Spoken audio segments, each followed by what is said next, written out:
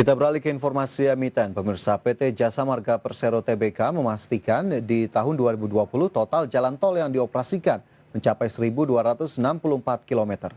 Jasa Marga menargetkan dapat mengoperasikan ruas jalan tol sepanjang 1.292 km pada 2021 mendatang.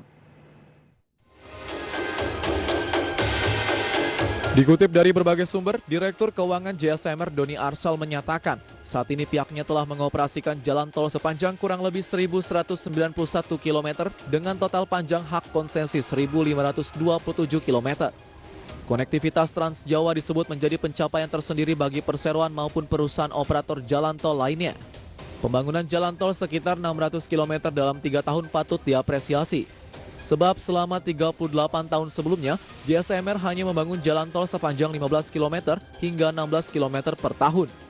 Tahun 2020 ini JSMR menambah pengoperasian jalan tol sepanjang 102 km yang terdiri ruas tol Pandaan Malang Seksi 5 2,97 km, Jor 2 Cinere Serpong 10,14 km, Jor 2 Kunciran Cengkareng 14,19 km, Balikpapan Samarinda Seksi 1 dan 5, 33,12 km.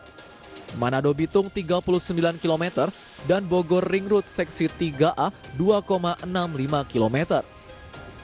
Untuk ruas tol Pandaan Malang Seksi 5 telah beroperasi secara komersil sejak 6 Juni 2020 dan tol Balikpapan Samarinda Seksi 2 dan 4 sejak 14 Juni 2020.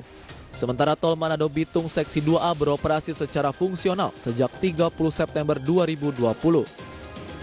Dengan demikian, total jalan tol yang dioperasikan menjadi 1.264 km pada 2020.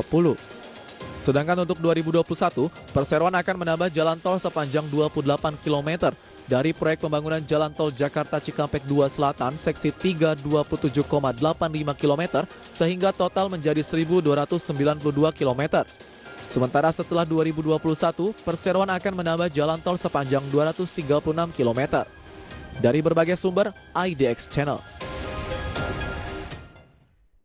Ya, pemirsa, terkait dengan Jasa Marga, bagaimana kemudian pergerakan saham dari JSMR di hari ini? Langsung saja kita cermati dalam infografis berikut ini. Di mana ini merupakan pergerakan saham Jasa Marga dalam perdagangan di sesi 1 dan juga sesi kedua. Kita cermati bersama di mana pada awal sesi 1, saham Jasa Marga berada di level Rp4.400 per saham. Kemudian mengalami penurunan pada pukul 10 ke Rp4.380 dan di pukul 11.30 di level Rp4.370.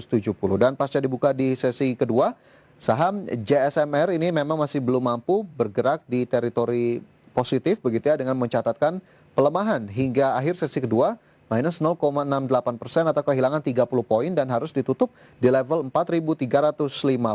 Di mana range perdagangan di hari ini di 4.320 hingga 4.420 dengan nilai transaksi mencapai 37,71 miliar rupiah. Lantas bagaimana dengan pergerakan Jasa Marga sepanjang tahun 2020 atau secara year to date? Kita ke grafis berikutnya, di mana ini merupakan pergerakan saham Jasa Marga dari Januari 2020. Di mana pada 2 Januari 2020 saham Jasa Marga berada di posisi 5.175. Kemudian 3 Februari 4.520, bergerak ke level 4.620 pada 2 Maret 2020 dan harus mengalami penurunan yang cukup signifikan ke posisi 2.500 pada bulan April yang menjadi periode terberat secara year to date. Dan kita lihat pada 4 Mei ini mencatatkan kenaikan ke posisi Rp3.040.